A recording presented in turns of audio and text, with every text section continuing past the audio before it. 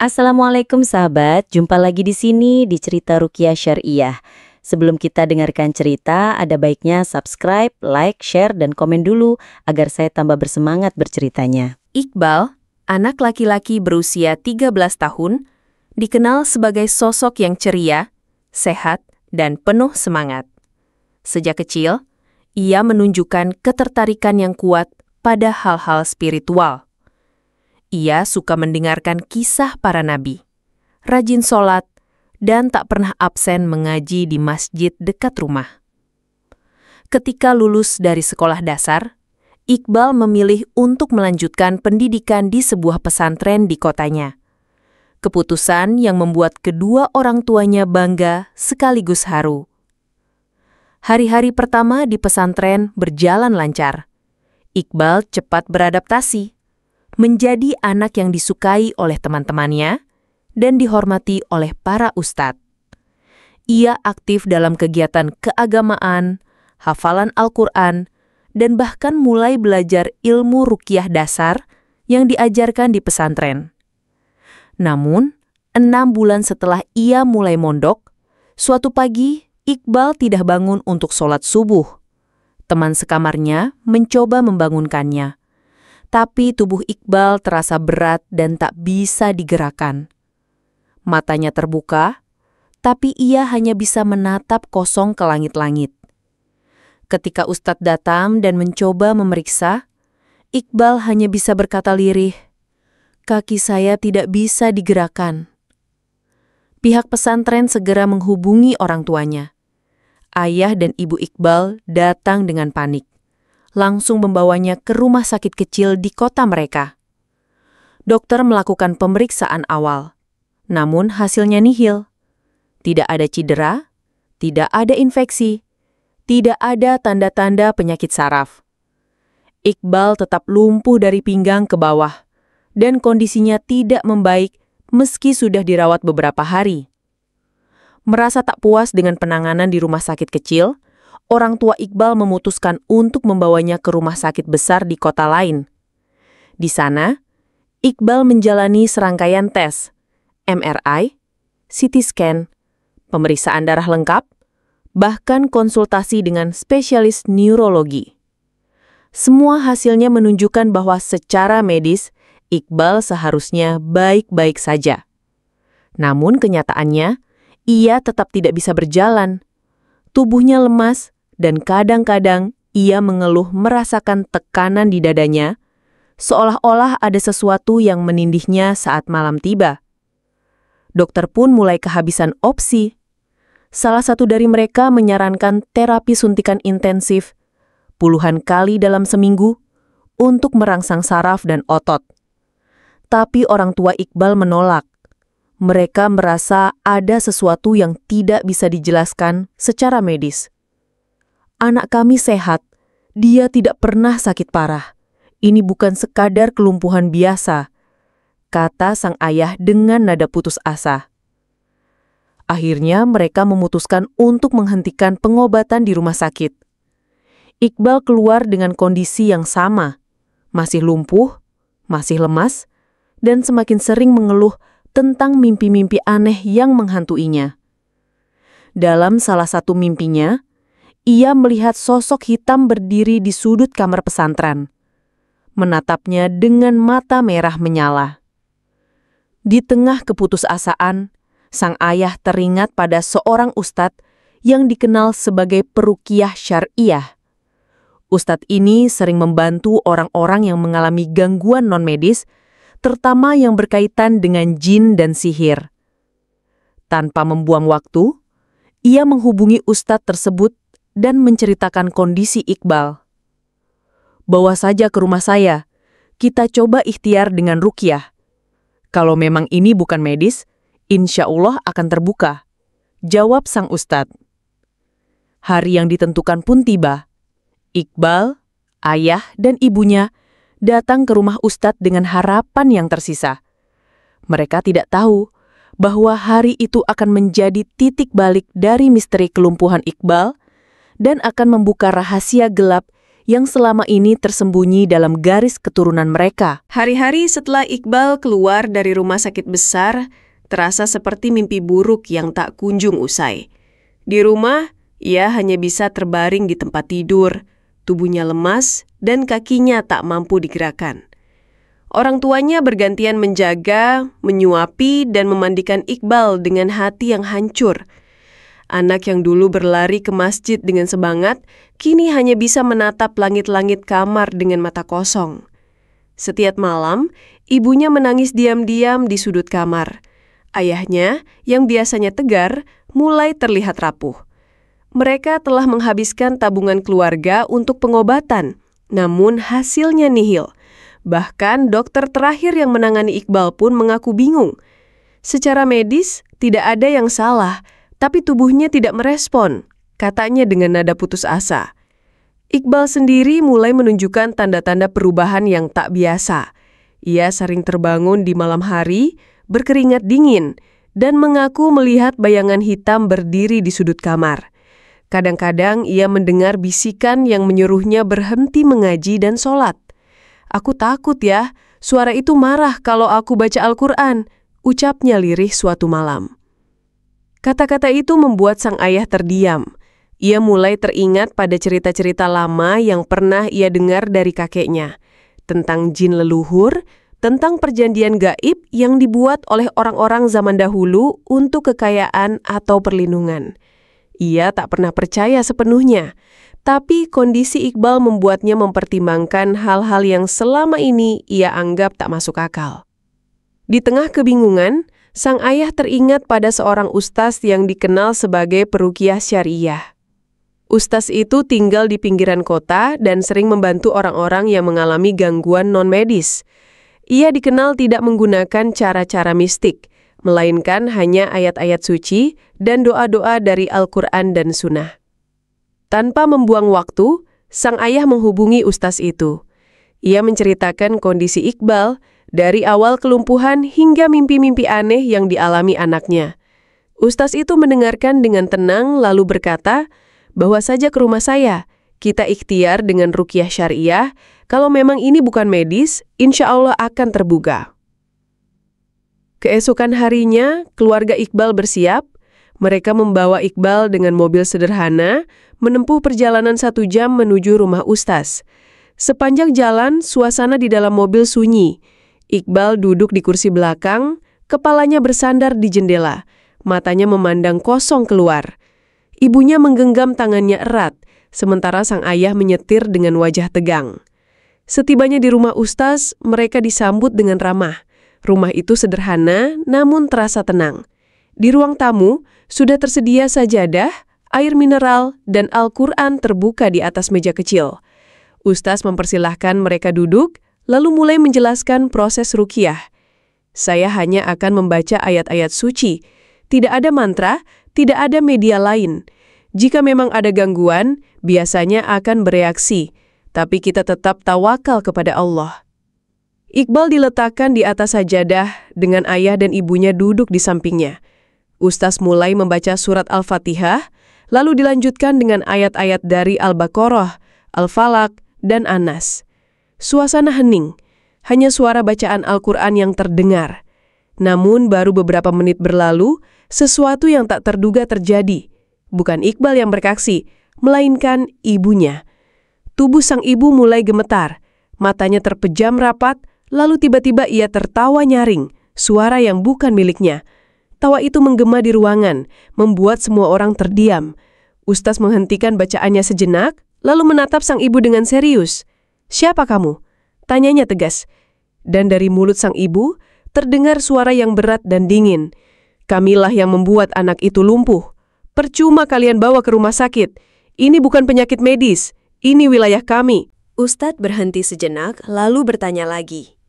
"Kenapa kalian ganggu anak ini?" Jin yang merasuk menjawab dengan tawa. "Kami tidak suka dia masuk pesantren. Kami tidak suka dia mengaji, sholat, dan zikir. Kami suka anak ini. Kami ingin menjadikan dia pewaris ilmu dari leluhurnya, tapi bukan sebagai santri. Kami ingin dia tetap jauh dari cahaya." Suasana ruangan berubah drastis. Ayah Iqbal menunduk, matanya berkaca-kaca. Ia tak menyangka bahwa gangguan ini berasal dari sesuatu yang tak terlihat, sesuatu yang selama ini ia anggap hanya mitos. Ustadz melanjutkan ruqyah, membaca ayat-ayat yang lebih panjang dan kuat. Jin dalam tubuh sang ibu mulai merontah, berteriak, dan mengungkap lebih banyak rahasia. Kami adalah jin leluhur dari jalur ibunya. Tapi kami tidak sendiri. Jin dari jalur ayahnya juga ikut membantu kami. Kami sudah lama ada di keluarga ini. Kami punya hak atas anak itu. Ucapan itu membuat Ustadz terdiam sejenak. Ia menatap ayah dan ibu Iqbal, lalu berkata, "Ini gangguan jin biasa. Ini warisan spiritual dari masa lalu. Perjanjian atau ikatan yang mungkin pernah dibuat oleh leluhur kalian. Tapi jangan takut, karena gangguan jin itu lemah." Ayah Iqbal mengangguk pelan. Ia teringat cerita lama dari kakeknya tentang seorang nenek moyang yang pernah melakukan ritual untuk mendapatkan kekayaan dan perlindungan. Cerita yang dulu dianggap dongeng, kini terasa nyata. Ustadz menutup sesi ruqyah hari itu dengan doa perlindungan dan meminta keluarga Iqbal untuk bersiap menghadapi proses yang lebih dalam. Ini baru permulaan. Kita harus memutus ikatan itu. Tapi kalian harus kuat, karena jin leluhur tidak akan pergi dengan mudah.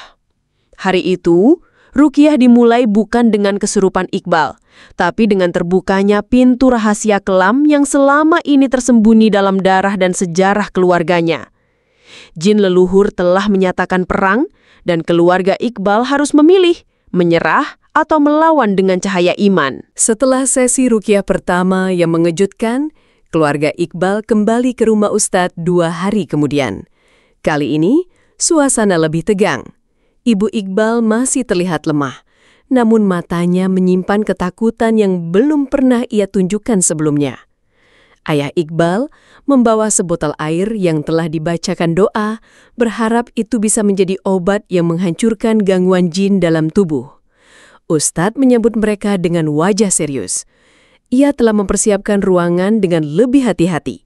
Di sudut ruangan, tercium aroma harum minyak hajar aswad yang tidak biasa digunakan dalam ruqyah, namun Ustadz menjelaskan bahwa itu hanya untuk menenangkan suasana, bukan bagian dari ritual. Sesi dimulai. Ustadz membaca ayat-ayat ruqyah dengan nada yang lebih dalam dan intens. Iqbal tetap diam, namun ibunya kembali menunjukkan reaksi. Kali ini, tubuhnya tidak hanya menggigil, ia mulai berbicara dengan suara yang berat dan penuh dendam.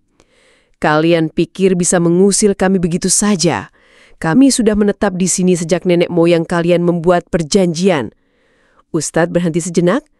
"Perjanjian apa?" tanyanya dengan tenang. Jin itu tertawa pelan lalu menjawab, "Leluhur dari pihak ayah pernah meminta kekayaan. Ia menanam sesajen di bawah pohon beringin dan menyebut nama kami. Sebagai gantinya, kami diberi hak atas keturunannya. Kami tidak mengganggu, sampai anak ini mulai mendekat pada Tuhannya." Ayah Iqbal terdiam. Ia teringat cerita lama tentang kakeknya yang tiba-tiba menjadi kaya setelah bertapa di hutan. Cerita yang dulu dianggap legenda, kini menjadi kenyataan yang menakutkan. Ustadz melanjutkan bacaan, kali ini dengan ayat-ayat yang menyinggung tentang tauhid dan pembatalan sihir. Jin itu mulai gelisah, lalu mengungkap lebih banyak. "Kami bukan satu. Ada 3 dari kami. 1 dari jalur ayah, 1 dari jalur ibu, dan 1 yang datang karena dendam lama. Anak ini adalah titik temu kami. Ia adalah kunci." "Kunci untuk apa?" tanya Ustadz. "Untuk membuka kembali pintu yang telah ditutup. Leluhur kalian pernah mencoba memutus ikatan tapi gagal. Sekarang, anak ini mencoba lagi. Kami tidak akan membiarkan itu terjadi." Suasana ruangan menjadi berat. Udara terasa dingin dan lampu sempat berkedip. Ayah Iqbal mulai menangis, kali ini dengan suara aslinya. Ia berkata lirih, "Saya tidak tahu. Saya tidak pernah tahu ada perjanjian seperti itu." Ustadz menatapnya dengan lembut. Kadang, dosa masa lalu diwariskan tanpa kita sadari. Tapi ikatan itu insya Allah bisa diputus. Dengan taubat, dengan zikir, dan dengan kesungguhan, jangan khawatir Allah akan kabulkan. Pagi itu, langit mendung menggantung di atas rumah Ustaz, seolah alam pun tahu bahwa pertempuran spiritual akan kembali terjadi. Keluarga Iqbal datang lebih awal dari biasanya. Iqbal masih belum bisa berjalan, tapi ada perubahan di matanya, lebih tajam, seolah ia mulai menyadari bahwa dirinya adalah pusat dari sesuatu yang jauh lebih besar. Ustaz menyambut mereka dengan wajah tenang, namun sorot matanya menunjukkan kesiapan. Ia telah menyiapkan ruangan khusus, kali ini lebih tertutup, dengan dinding yang telah ditempeli ayat-ayat Al-Quran. Di tengah ruangan, sajadah terbentang, dan di atasnya terdapat botol air yang telah dibacakan doa, minyak zaitun, dan segenggam garam laut. Ini bukan hanya ruqyah, ini adalah perlawanan terhadap warisan gelap, ujar Ustadz sebelum memulai. Sesi dimulai dengan pembacaan ayat-ayat dari surah Al-Baqarah, terutama ayat kursi dan ayat-ayat tentang sihir. Suara Ustadz telantang, penuh keyakinan. Setiap kata seperti memukul ruang kosong yang tak terlihat. Ibu Iqbal mulai menunjukkan reaksi lagi. Matanya terbelalak, tubuhnya menegang, dan suara asing kembali keluar dari mulutnya. Kalian tidak tahu apa yang kalian hadapi. Kami bukan jin biasa. Kami dijaga oleh sumpah darah. Ustadz tidak gentar. Ia melanjutkan dengan surah Yunus dan surah Al-A'raf, ayat-ayat yang secara khusus digunakan untuk melawan sihir dan gangguan jin. Ia menyiramkan air ruqyah ke tangan Ibu Iqbal, dan tubuhnya langsung bergetar hebat. Berhenti, saya bilang berhenti, ayat itu membakar kami. Teriak jin dalam tubuh sang ibu. Ustadz menatap tajam. Kalau kalian terbakar, berarti kalian bukan dari cahaya. Kalian bukan bagian dari yang diizinkan tinggal di tubuh manusia. Jin itu tertawa, namun kali ini terdengar lemah. Kami sudah lama di sini, leluhur mereka memberi kami tempat. Kami hanya menagih janji. Janji itu batal, leluhur mereka sudah tiada, dan anak ini tidak pernah menyetujui ikatan itu. Jawab Ustaz sambil membaca surah Al-Mu'minun ayat 97 sampai 98. Dan katakanlah, ya Tuhanku, aku berlindung kepadamu dari bisikan-bisikan setan, dan aku berlindung kepadamu, ya Tuhanku, agar mereka tidak mendekatiku. Tiba-tiba, tubuh Ibu Iqbal terangkat sedikit dari lantai lalu jatuh kembali. Ia menangis, kali ini dengan suara aslinya. Jin itu tampaknya mulai melemah. Tapi Ustaz tahu, ini belum selesai. Ia meminta ayah Iqbal untuk ikut membaca dzikir bersama. Kalian harus ikut melawan. Ini bukan hanya tugas saya, ini tugas keluarga. Ayah Iqbal mulai membaca tasbih, lalu takbir dan tahlil. Suara mereka bersatu membentuk gelombang spiritual yang memenuhi ruangan. Iqbal yang selama ini diam, tiba-tiba mengangkat tangannya perlahan. Meski tubuhnya masih lumpuh, tangannya bergerak ke arah dada, seolah ingin menepi sesuatu yang menempel di sana. Ustadz melihat itu sebagai tanda. Ia mendekat dan membaca surah Al-Ikhlas, Al-Falaq, dan Anas langsung di telinga Iqbal. Tubuh Iqbal bergetar, dan dari mulutnya keluar suara lirih. Mereka mulai pergi. Ustadz menutup sesi dengan doa panjang, lalu menyiramkan air ruqyah ke sudut-sudut ruangan. Ia berkata, ini belum selesai.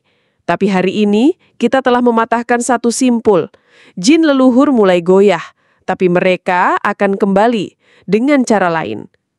Hari itu, bukan hanya ayat-ayat yang melawan.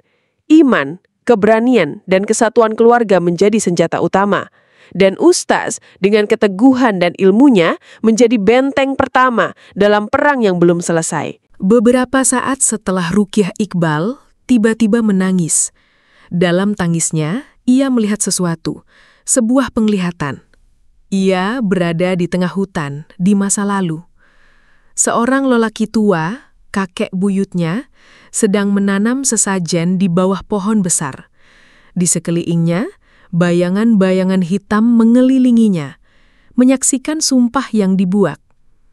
Kami beri kekayaan, tapi anak cucumu milik kami. Dalam penglihatan itu, Iqbal berteriak, "Aku tidak menyetujui. Aku memutuskan semuanya." Dan saat itu, pohon besar dalam penglihatannya terbakar dan bayangan-bayangan itu berteriak kesakitan. Kembali ke ruangan ruqyah, tubuh Iqbal terangkat sedikit, lalu jatuh. Dari mulutnya keluar suara berat. "Tidak, dia telah melihat. Dia telah memutuskannya. Kami tidak punya tempat lagi." Ustaz membaca surah Al-Hasyr ayat 21 hingga 24, lalu meniupkan ke arah Iqbal. Jin dalam tubuhnya mulai meronta, lalu keluar dengan jeritan panjang. Ibu Iqbal pingsan, dan ayahnya menangis sambil memeluk anaknya. Ustaz menutup sesi dengan doa perlindungan dan pembatalan ikatan leluhur. Ia berkata, "Perjanjian itu telah diputus, tapi kalian harus menjaga rumah kalian dengan zikir, sholat, dan bacaan Al-Quran. Jangan biarkan mereka kembali." Malam itu, keluarga Iqbal pulang dengan tubuh lelah tapi jiwa yang lebih ringan. Mereka tahu pertarungan terakhir telah dimenangkan, tapi menjaga kemenangan itu adalah tugas seumur hidup. Sudah seminggu berlalu sejak pertarungan terakhir di rumah Ustadz. Sejak malam itu, suasana rumah keluarga Iqbal berubah drastis. Tidak ada lagi suara-suara aneh di malam hari, tidak ada mimpi buruk, dan yang paling mengejutkan, Iqbal bisa menggerakkan kakinya. Awalnya hanya sedikit. Ia bisa menggoyangkan jari-jari kakinya, lalu perlahan berdiri dengan tanpa bantuan tongkat. Ia berjalan beberapa langkah. Ia sudah bisa berjalan sendiri, meski masih tertatih. Dokter yang memeriksanya pun bingung. Secara medis, ini tidak masuk akal, katanya. Tapi bagi keluarga Iqbal, ini bukan keajaiban medis. Ini adalah bukti bahwa ikatan gelap telah diputus. Iqbal sendiri merasa seperti terlahir kembali. Tubuhnya ringan, pikirannya jernih, dan hatinya dipenuhi rasa syukur. Ia menghabiskan waktu dengan membaca Al-Quran, memperbanyak zikir, dan membantu ayahnya di rumah. Tapi satu hal terus mengganggu pikirannya. Pesantren. Ia rindu suasana asrama, suara azan yang menggema dari musola kecil, tawa teman-teman saat belajar malam, dan terutama ketenangan yang dulu ia rasakan sebelum semuanya berubah. Ia tahu, untuk benar-benar sembuh, ia harus kembali ke tempat di mana semuanya bermula.